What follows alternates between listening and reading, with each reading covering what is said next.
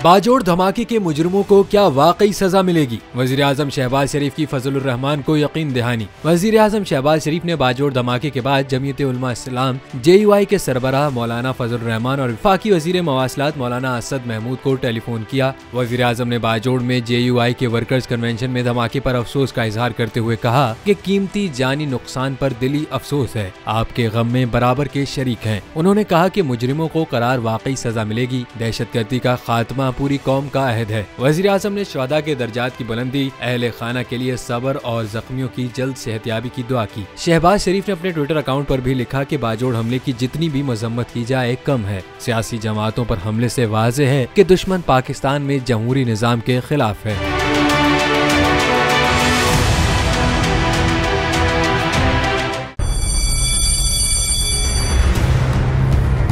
जामियात में चलता गोरख धंधा,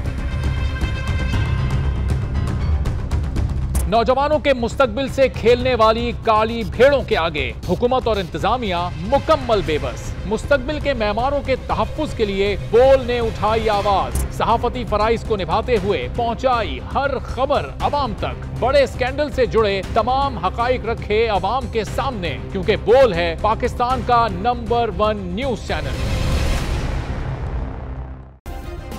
सब्सक्राइब करें और बेल दबाएं ताकि कोई खबर रह न जाए।